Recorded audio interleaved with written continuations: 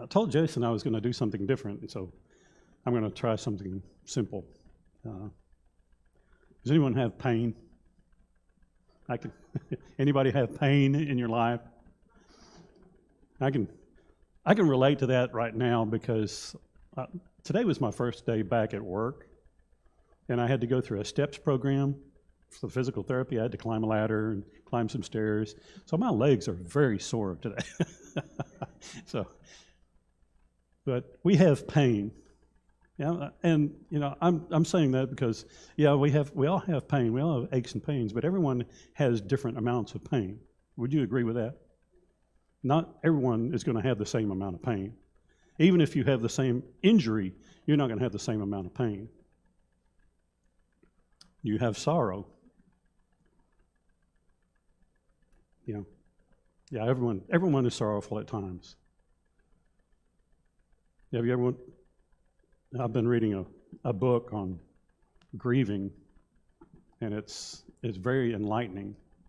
I've been through grieving myself, and we tend to forget that grieving is individual. It's individualistic. No two people grieve the same amount, or the same depth. Do you have worries? Are you sick? Have you lost a loved one? Are you tired of being sick and tired? Why does God allow bad things to happen to good people? Or why does God allow bad people to prosper?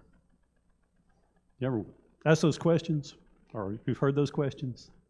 We're going to explore some of these tonight. First of all, let's talk about pain. What use is pain in our lives?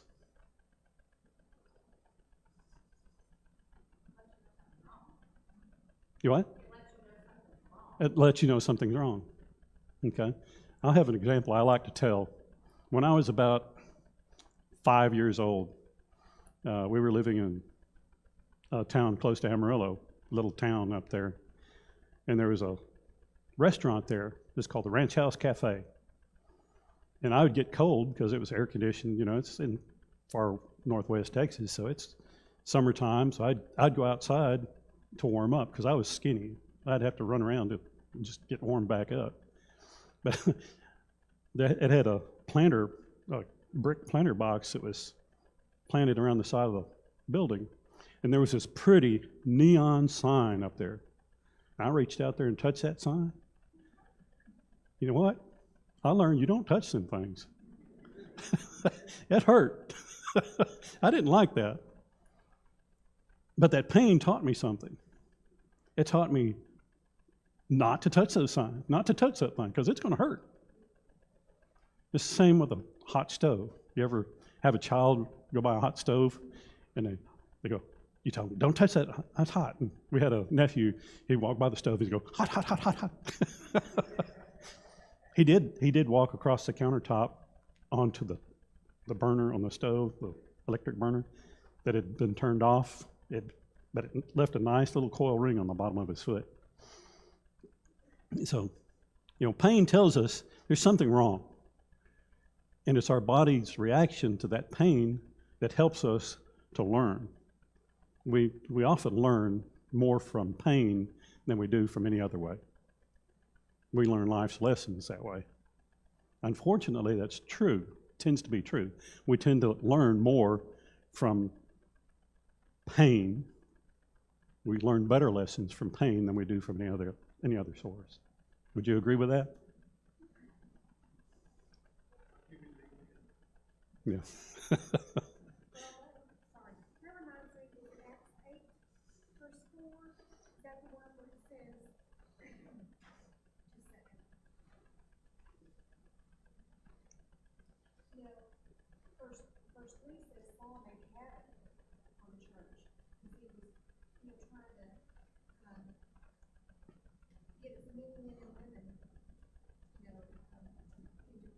Yeah. Yeah. So there's an example of persecution for a hard time Yeah, that persecution was necessary to get the word to spread out, because everyone was staying there in Jerusalem. They didn't want to leave. They were enjoying the fellowship of the apostles and everyone together, but they could not spread the word by being in Jerusalem. So God allowed persecution. Okay. Does God allow bad things happen to good people? Okay. Yes. I think it's more of he doesn't prevent bad things from happening to you. Because, he sends the rain on the good and the just and the unjust. So,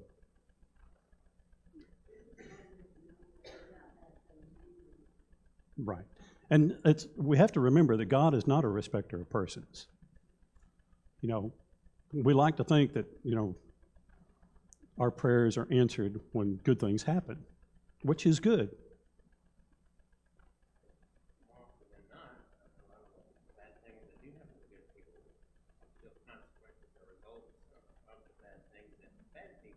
Right. You can't control what people do. If there's someone driving drunk and they lose control of the vehicle and run into you, there's nothing you can do about that. You can't control that. There's been people who've lost their lives. I mean, there's a Fort Worth police officer that died over the weekend, from a traffic accident from a drunk driver.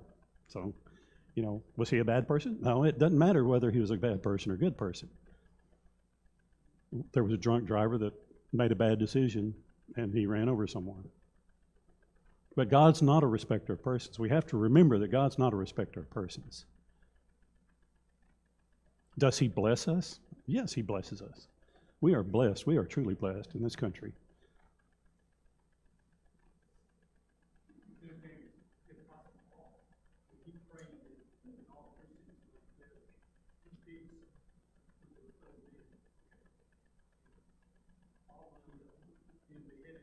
Yeah. Yeah. And even Paul had pains, and he pleaded with Christ to remove that pain from him 3 times. What did they say? What did he say to him? My grace is sufficient for you. My strength is made perfect in weakness. My strength is made perfect in weakness. So, we have pains in our life. We're going to have pains in our life. What is it? The second law of thermodynamics. What happens to a house that's abandoned? If you build a house, it's perfect, painted and everything, and you abandon it, what happens to that house? It'll fall down. It'll eventually fall in because it's going to decay. That is the nature of this world. It's decaying. It is second? Okay. Thank you, Joe. I was thinking that's what it was, but I'm not real versed in that. Yes.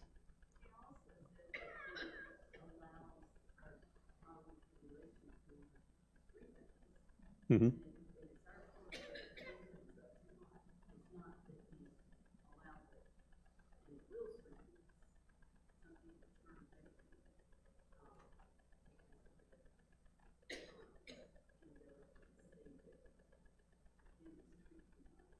Yes. Yes. In 2 Peter 3, 1 through 9, Peter's warning about scoffers who are trying to persuade those who will listen to God that God is not coming back to punish the wicked. So he's not coming back. It's not going to happen. It's time keeps on going. It's going to keep on going. And people try to justify their lifestyle because of this mental attitude. They don't see that there will be a punishment in time. And so they deny that there's going to be a punishment. And they continue on with their evil lifestyle. But in verse 9, the Lord is not slacking concerning his promises, as some men count slackness, but long-suffering to usward, not willing that any should perish, but that all should come to repentance. How do we use this passage for our comfort? How do we use this for our comfort?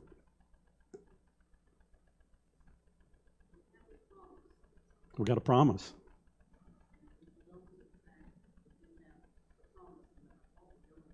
Yeah.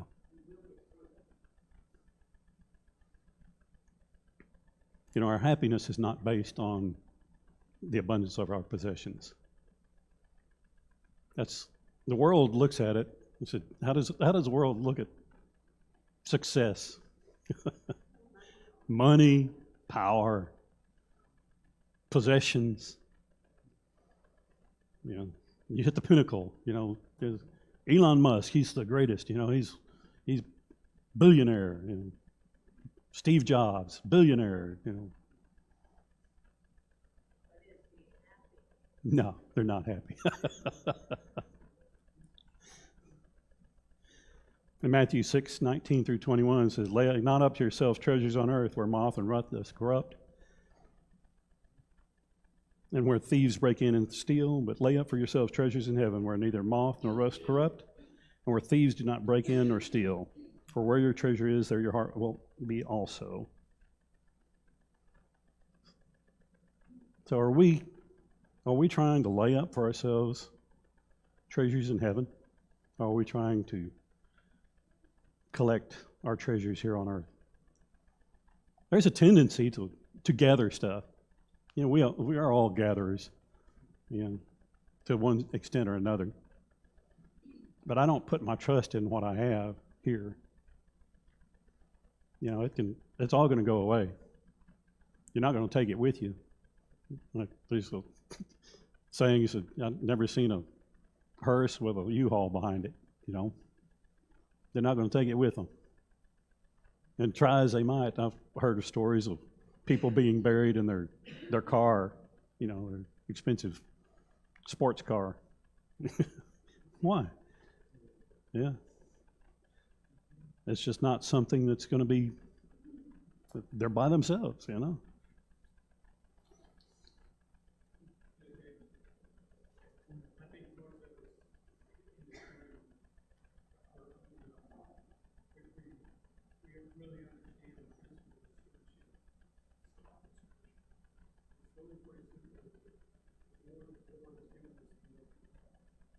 Yeah.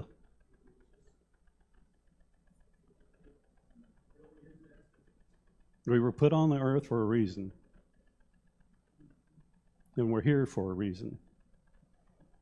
And we each need to discover that reason. You know, no one can tell you what the reason is for you being here.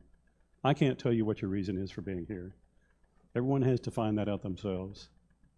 We can make suggestions, you know, we can say this, we can say I can make all the suggestions in the world. But only you're going to be able to know where you're going to be most effective. You're the only one that's going to be able to know how you're going to affect other people in this world.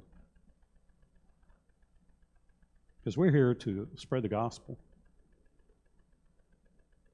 That is our purpose. We're here to spread the gospel, to share our faith.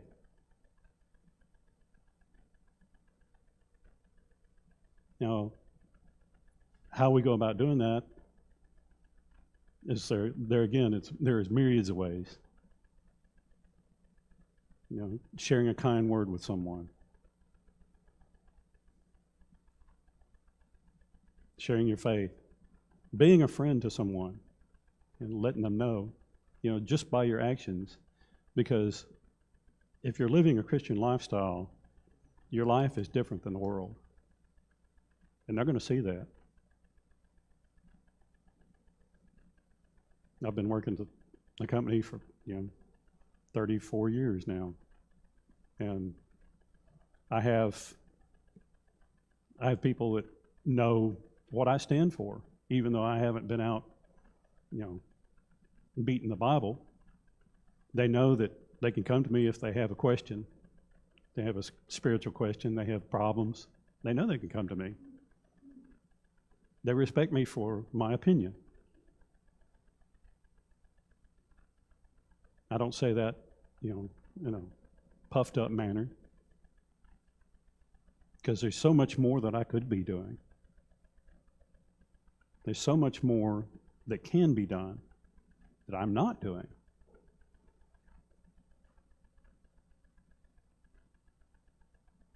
So how do we get that word out? How do we get people to understand that Christ is out there and that Jesus is out there for them? And it's not just something that Christianity is not something that you do on the weekends.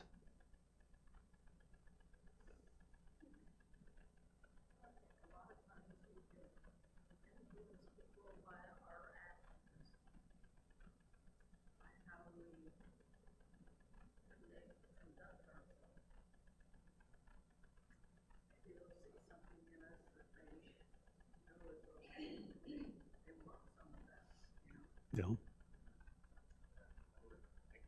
recall Johnny Ramsey in his briefing having listened to the sermon. He said that it didn't seem like there's enough literature out there on Christian living. There's a lot of literature about studies about actual studies or topical studies, mostly studies. There wasn't anything about practical Christian living from his perspective anyway. And books being the means by which sometimes that's how people absorb things, that's how they gathered information. And that's, of course, that we have the Word, the ultimate book. That's very, very practical. But in order to get people to that book, they would have to be led, as anything else. People being so focused on entertainment, if there was a means or a way to actually provide something, I guess, in the vein of what could be qualified as entertainment. I'm not saying that that's any substitute for any of the real things. But if there is some decent, ultimate entertainment out there that put any kind of focus on Christian living, maybe people would start considering and seeing those things that, hey, I have actually seen this demonstrated by so-and-so, even though I thought not of it. And, if people would see those things, then perhaps they can at least put the ball rolling in their mind to maybe take a little bit more time to invest in those things, spiritual things. Yeah. There's an old saying that says, people don't care how much you know until they know how much you care. And there's a lot of truth to that. Because if you're honest with people, and loving with people, they will know. There's a lot of people out there who respond very well to kindness and honesty. There's people out there who can look at you and lie to your face with a smile on their face and make you believe it, So we have to be honest and we have to be truthful.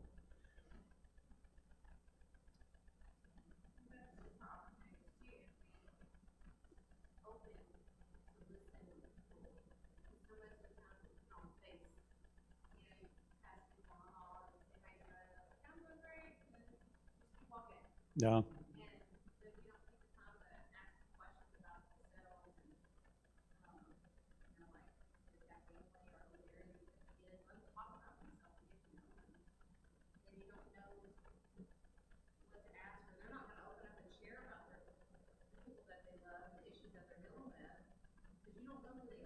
Right.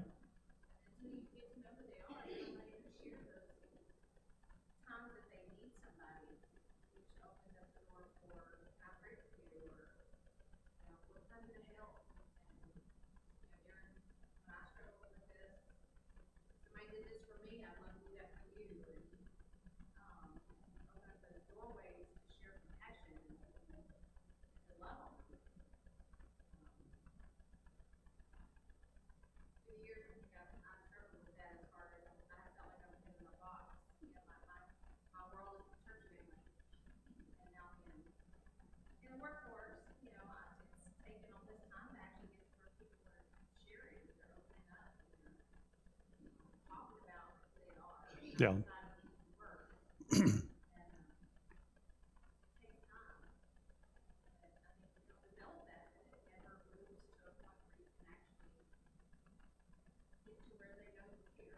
Yeah. Well, people tend to throw up boundaries. They don't want to be vulnerable. Because if I'm vulnerable, that means I'm weak. I have weakness, and I don't want to be seen as weak. You you walk by someone and say, "How you doing today?" "Oh, I'm doing good." That's usually the conversation. Are you really? Are you really doing good?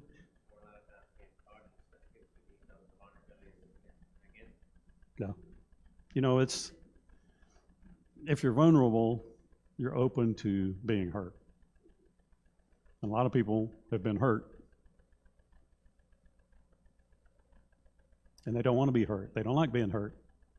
Do you like being hurt? No, nobody likes being hurt. I would have to say that no one likes being hurt. But we have to be open. We have to be honest. If someone comes up to you, "Hi, how you doing today?" "Well, I'm not doing too good."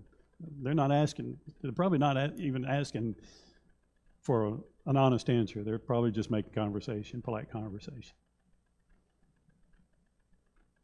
But how should we answer? Should we answer truthfully at that point in time and open ourselves up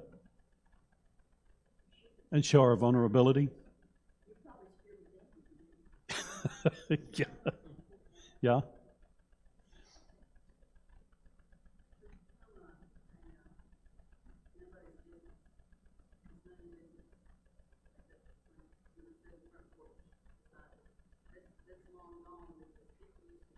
Yeah.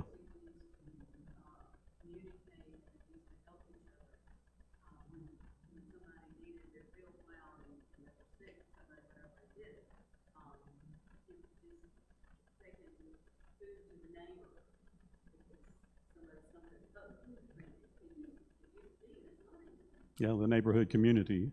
The neighborhood community is pretty much over with. Now if you go up to the door, "What do you want?"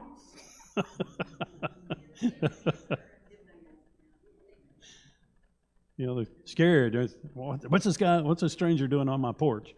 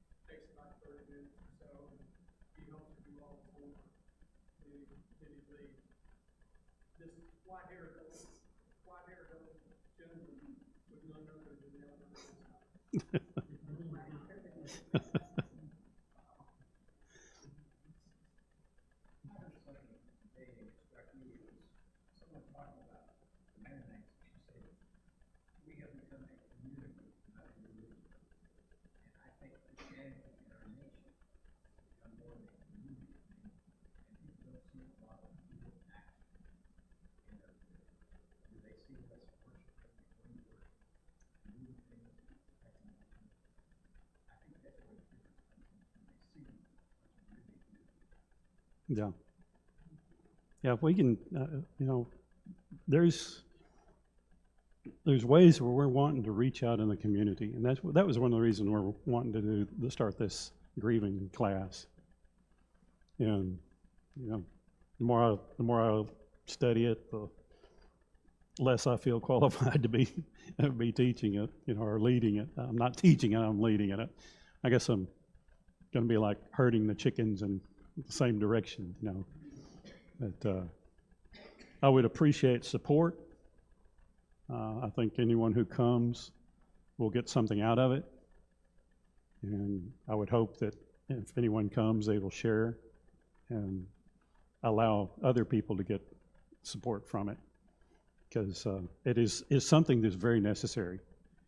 It's very necessary in the community and even in the Lord's body. Because we don't have, we're here together, but we don't spend a whole lot of time working with one another with grief. Would you agree with that? We spend very little time talking about one another's grief. And I was reading this book, and it's grief. I was going to title it Grief Support Group. I think I'm going to title it Grief Survival, because grief is something that's individualistic. Like I said before, no two people can grieve alike. No one can come up to you and say, I know exactly what you're going through, because they don't.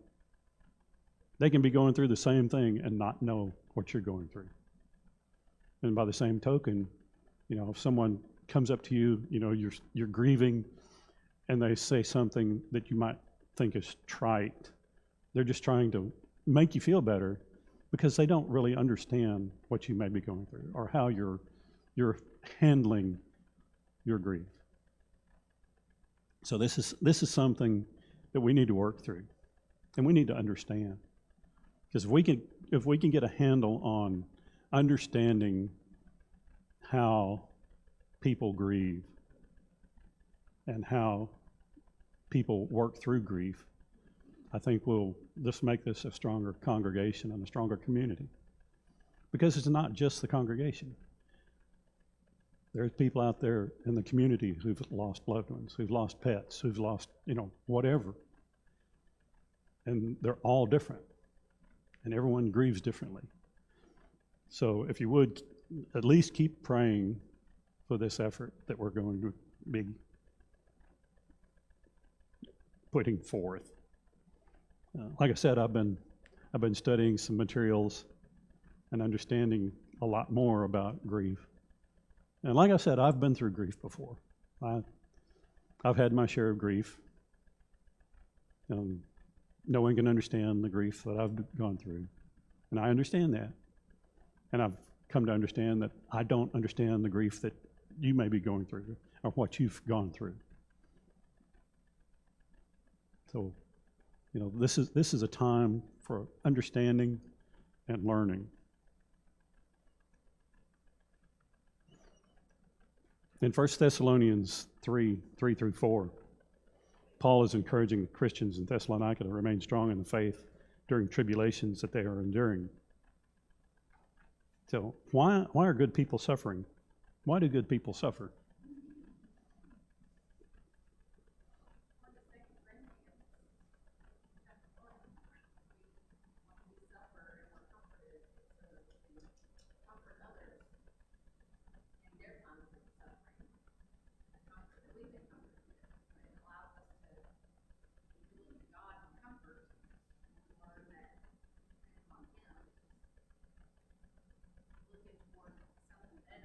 Yeah.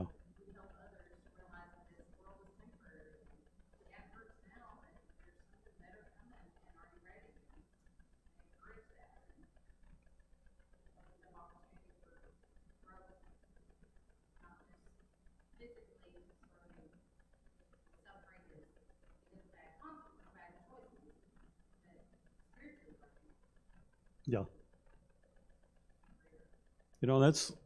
That's kind of how I looked when we were going through our grief period. We learned that, because of what we went through, we may be able to help someone else in the same area. We can offer help. We can offer encouragement. We can't tell them, well, I know exactly what you're going through, because I don't know what they're going through. I don't know how they react to their grief. But I know whom I believed, and I'm persuaded that he's able to keep that which I've committed against him unto that day. You know, he's there for us. Christ is there for us. He's the God of all comfort. And, you know, working through grief, you're going to be able to help others. There's going to be light at the end of the tunnel. And you'll make it to that light. Sometimes you'll wonder, will I ever make it? Have you ever been there? Will I make it to tomorrow? Will I make it to the next week? Will I make it through the holidays? Yeah. And gradually, you do. And you learn. And you can encourage others to do the same thing. You're not necessarily going to be telling them how, but you can encourage them, saying, this I relied on God to help me. If you rely on God, He will help you. You can make it through this. If you need to talk to me, I'm here. Be a friend. You know, be a pest. You know, because people don't want to talk about it. You know, there's denial. You know, denial that the hurts happen. You know, if you lost a loved one, there's denial that, are they actually really dead? I can't believe it. I can't believe God took them away from me. You know, there's denial, there's grief, there's anger, there's loneliness. There's a whole gambit of emotions. But there's also joy. There can be joy in it. Because no matter how bad it seems, you will always have the memories. If you've lost a loved one, you'll always have the memories of that loved one that can bring you joy. It can be bittersweet. You know? Think of the holidays that you spent with them, you know. Yeah, you're missing them this year. It's going to be hard. But there's ways to get around that. But grieving is something that has to happen. You have to grieve for the loss. Because if you don't grieve for the loss, you cannot recover. You have to grieve. That's one thing that you have to do. You have to grieve. And everybody grieves differently. Like I said, everybody grieves differently. You can weep bitter tears. You can, you know, however it works for you. But everyone is different.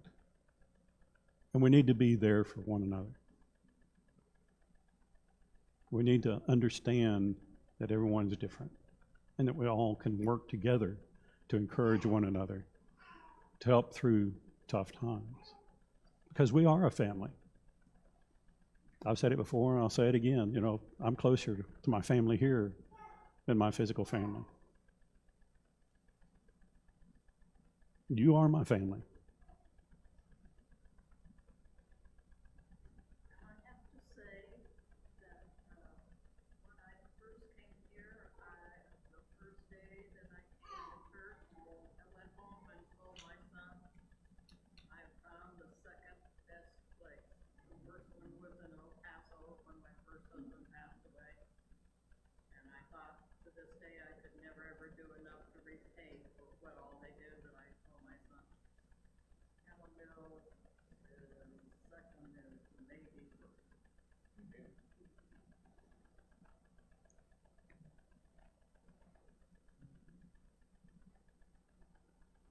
In Matthew 5:11 through 12, Jesus tells the people, "Blessed are ye which are persecuted for righteousness' sake, for theirs is the kingdom of heaven. Rejoice and be exceedingly glad, for great is your reward in heaven, for so persecuted they the prophets which were before you." You know, if you're being persecuted, you know, we're talking about grief, but there's also persecutions.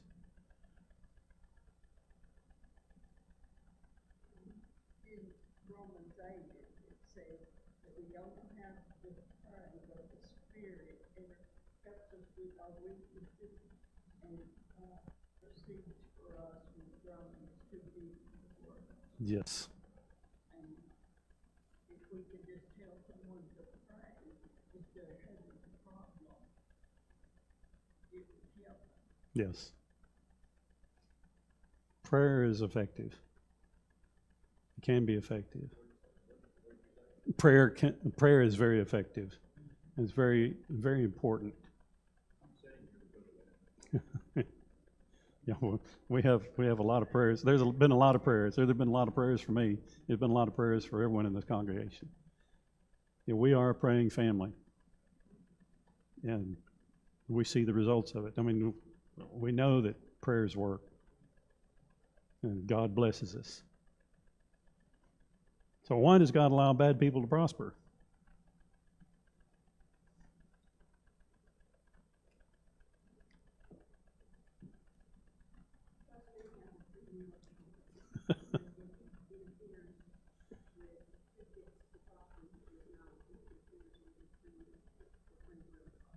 No.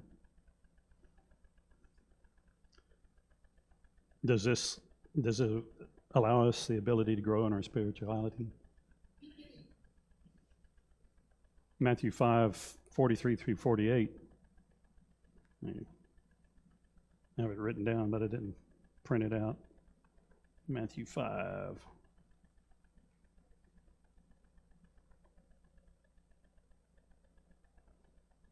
You have heard it said that thou shalt love thy neighbor and hate thine enemy.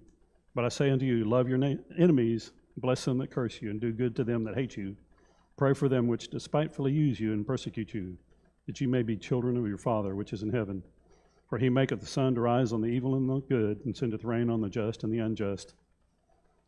For if you love them which love you, what reward have you? Do not even the publicans the same? And if you salute your brethren only, what do ye more than others? Do not the publicans do so? Be ye therefore perfect, even as your Father which in heaven is perfect. So we need to be praying. We need to be people of prayer. We see people that apparently prosper, but they need to know that worldly prosperity is not something that needs to be sought after. They need to know that they need to have treasures in heaven, not on earth. Because they're not going to take the treasures on earth with them. When they die, it's over with. You know, it's sad when you have people who are struggling with cancer or sickness, and you say, look, well, we need to pray for them.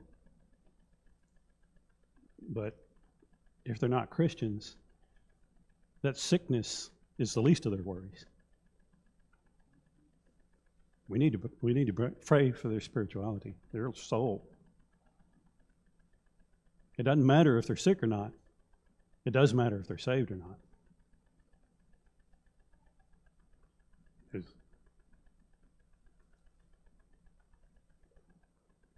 You can't get over salvation. You can get over sickness, but you can't get over salvation. You're either saved or you're not.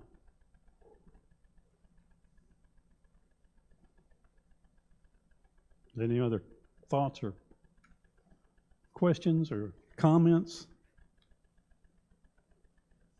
Well, thank you for your time.